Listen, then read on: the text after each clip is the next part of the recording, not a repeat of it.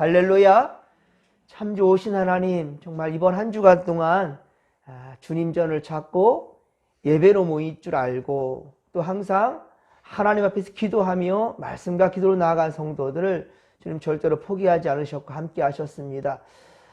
이 사순절 여러분, 정말 이 절기를 지키는데 어느 절기보다도 어렵죠. 힘들지요. 왜? 내 것을 포기하고 그리고 하나님이 기뻐하신 것이 무엇인지에 좀 포커스를 맞추고 가려는 그러한 마음들 어느 누구에게나 있을 겁니다.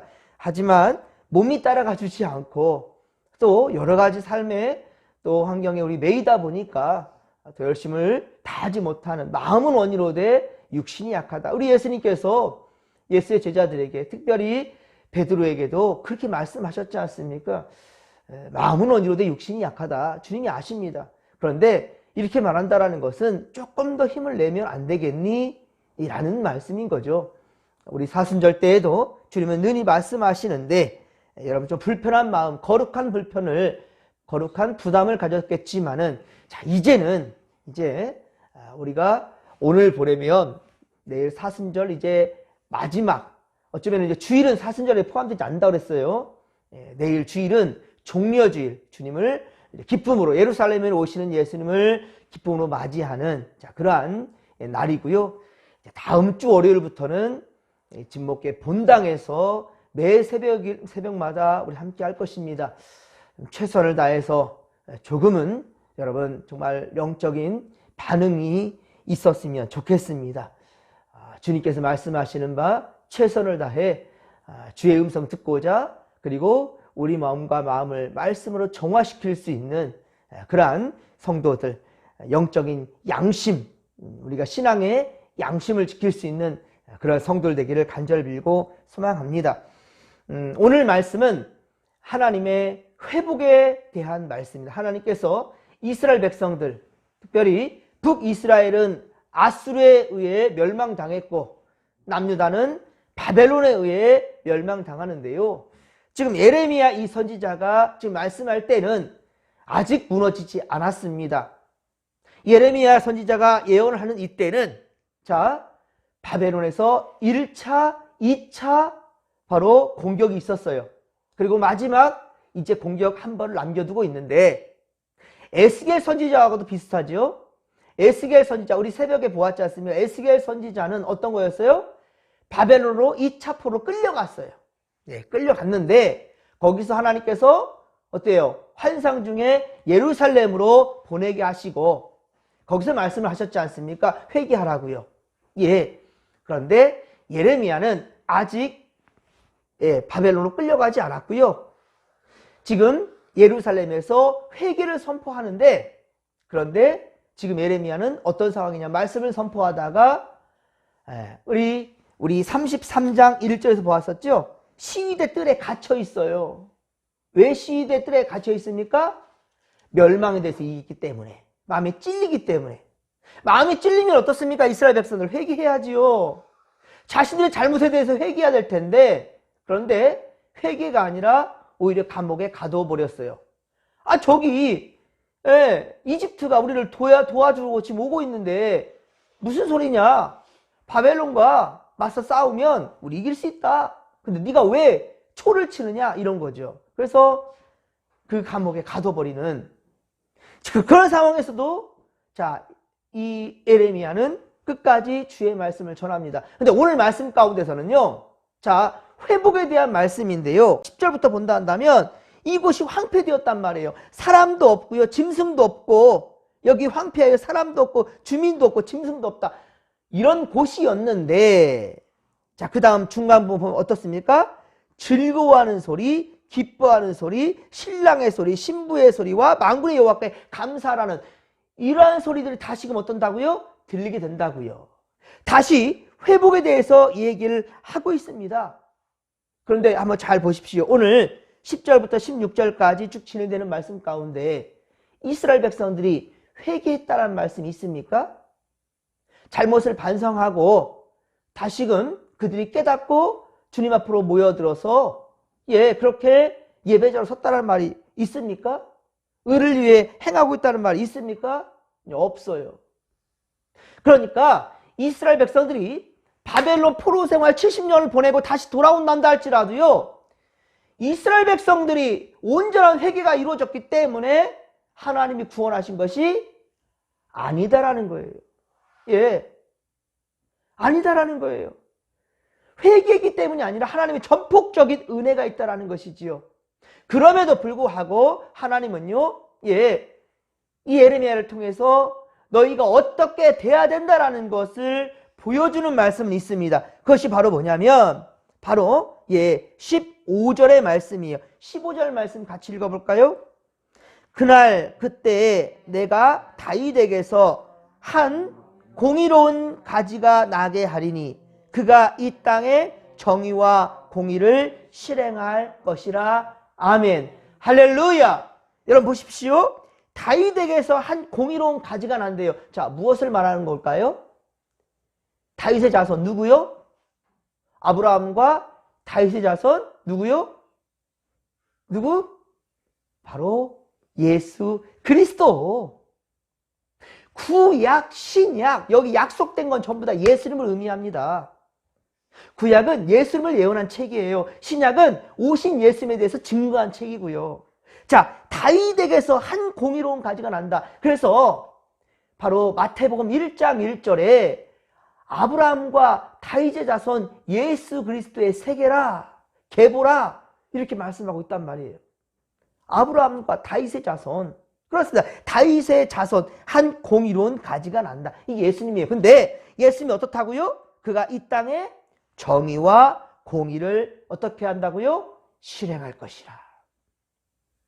정의와 공의를 실행할 것이라 라고 말씀하고 있어요. 하나님이 원하시는 바가 이거라는 것이지요. 그리고 이것을 실행할 자가 온다라는 것인데 그분이 바로 예수님이라는 거예요. 예수 그리스도. 그렇습니다, 여러분. 예수 그리스도가 오실 때 이 땅에 공의와 정의가 실행된다라는 거예요. 그런데 아모스서 5장 24절, 아모스 5장 24절에도 주님 미리 말씀하셨어요. 하나님께서는요. 오직 정의를 물같이 공의를 마르지 않는 어떻게 해요? 강같이 흐르게 하라. 이게 하나님의 뜻인 거예요. 하나님 바라시는 겁니다. 정의와 공의가 마르지 않는 강같이 흘러야 된다는 거예요. 여러분, 물은 고여 있으면 썩습니다. 물은 흘러야 됩니다. 흘러가야 된다는 거예요.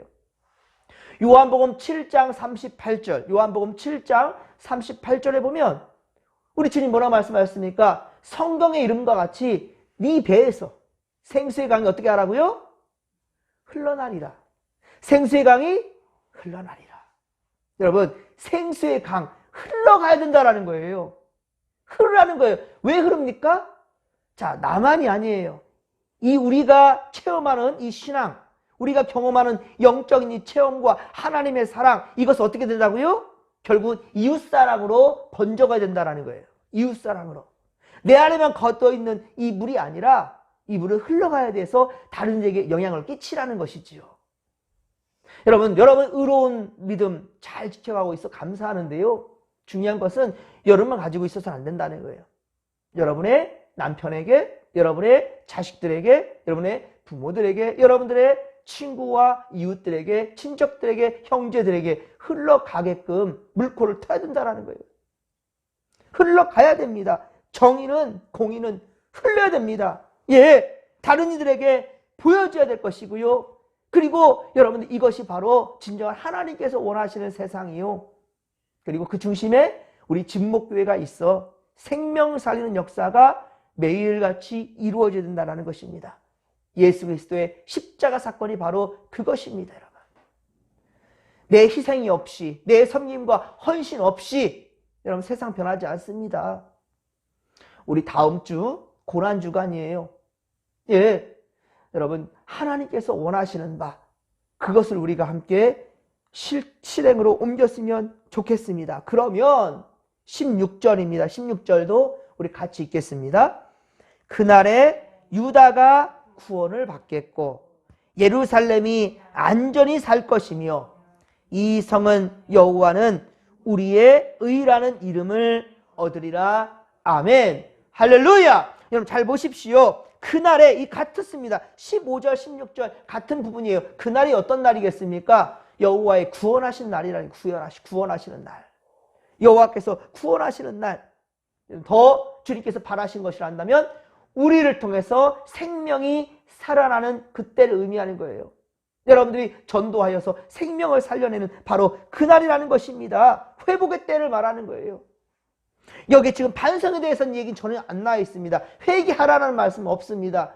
전폭적인 하나님의 은혜입니다. 그리고 그 의로운 가지, 이것은 바로 예수 그리스도, 곧 성육신하신 하나님 아버지 그 자체이시죠. 그 근본이시죠. 하나님께서 이루실 구원의 역사입니다. 이것을 읽으면 우리는 무엇을 깨달을까요? 무엇을 깨달아야 될까요? 예레미야는 왜 이런 말을 할까요? 바로 이런 말 있죠. 우리 작은 예수가 되자. 우리가 곧 예수가 되지 않고서는 세상 변하지 않습니다.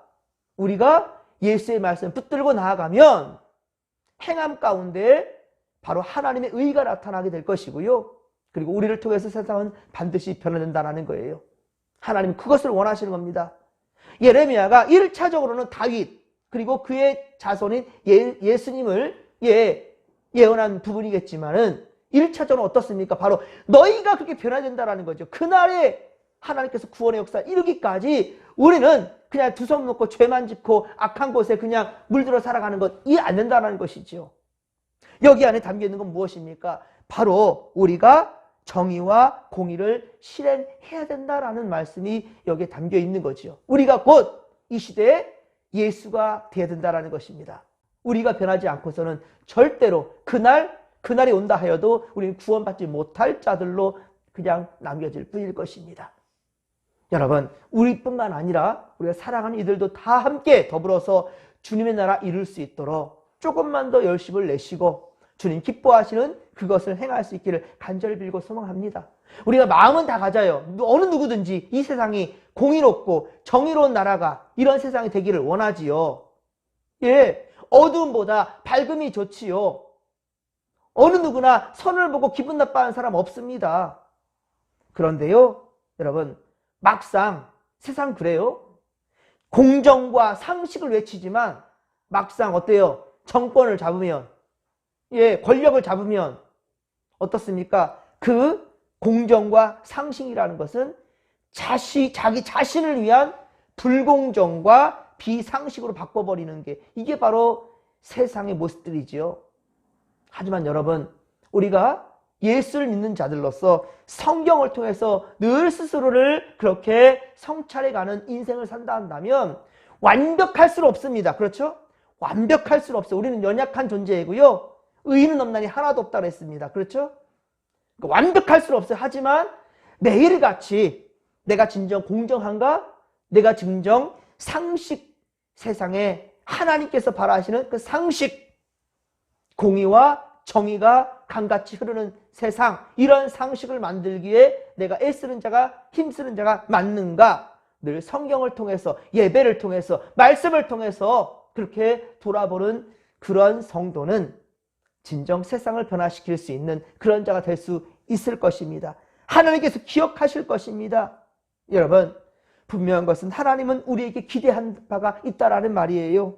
우리가 사는 이 세상에 고난받는 사람들에게 하나님의 정의와 공의가 실현되는 것, 악을 행하는 자들, 저들이 부끄러워할 줄 알고 깨닫는 자로 나올 수 있는 것, 이럴 때 다시 시작될 수 있는 것입니다. 분명한 것은 잘못된 것을 바로 잡아야 되는데 먼저는 누구부터? 나로부터요. 먼저는 내가 먼저 잘못된 것을 바로 잡고 내가 먼저 하나님이 기뻐하시는 것, 그것을 할 수 있는 그러한 첫 발을 떼는 바로 우리가 된다면 여러분, 이 세상은 변화될 것이고 하나님은 우리를 생명책의 첫 줄에 기록되게 하실 거예요. 여러분, 정말 하나님께서 기뻐하시는, 자, 우리 11절의 중반부 보면, 자, 예루살렘 거리에서 즐거워하는 소리, 기뻐하는 소리, 신랑의 소리, 신부의 소리와 및 만군의 여호와께 감사하라. 여호와는 선하시니 그 인자하심이 영원하다 하는 소리와 여호와의 성전에 감사제, 자, 하나님께 예배하는 그 기쁨의 소리, 들리는 자들의 소리가 다시 들리리니 이는 내가 이 땅의 포로를 돌려보내어 내가 지난 날처럼 되게 할 것이라. 여호와의 말씀이라. 이 지난 날들 하나님이 기뻐하시는 그날로 회복시켜 주신다라는 것입니다. 사랑하는 성도 여러분, 우리 함께 하십시다. 예, 자포자기 하지 마시고 여러분들 불평과 불만의 목소리 갖고 있지 마시고 내가 한다고 해서 세상 변하느냐? 변합니다. 예, 작은 불쏘시개 그 하나가 온 천지를 다 태울 수 있어요.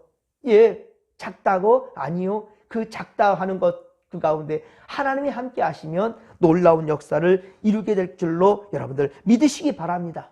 하나님은 우리 편에 계셔요. 내 영혼이 은총 입어. 우리 함께 찬양한 찬양 있죠? 내 영혼이 은총 입어 중한 젖은 벗고보니 슬픔 많은 이 세상도 천국으로 화하도다. 예, 왜 그러느냐? 왜? 주님이 우리와 함께 하시기 때문에. 높은 산의 거친들이 초막이나 궁궐이나 내 주 예수 모신 곳이 그 어디나 하늘나라. 자, 하늘나라가 어떤 곳이라고요? 궁궐이라고? 아닙니다, 여러분. 주 예수 나와 함께 하시면 그곳이 바로 하나님 나라라는 거예요. 여러분, 우리 하나님이 우리와 함께 하시고자 예수 그리스도를 이 땅에 보내주셨습니다.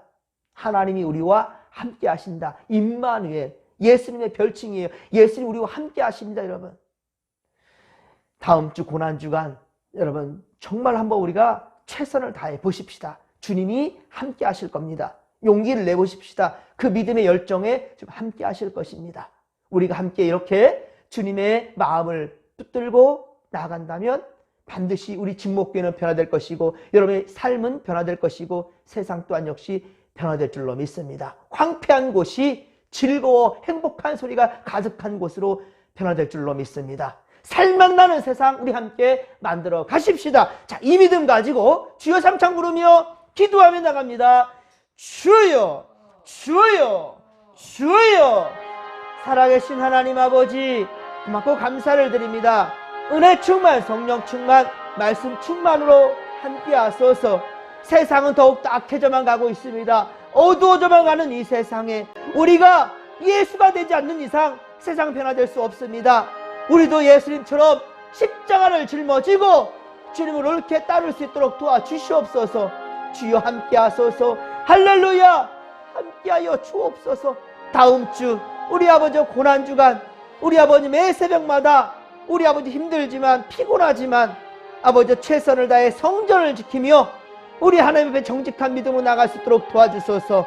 우리 하나님께서 우리를 더욱더 능력자로 세워줄 줄로 믿습니다. 우리 인생 변화되게 할 줄로 믿습니다. 우리 진목교회 변화될 것이고 이 세상이 변화될 줄로 믿습니다. 행복한 웃음소리가 차고 넘치는 이 세상 우리 함께 만들어가길 원하나이다. 할렐루야, 함께하여 주옵소서. 함께하여 주옵소서.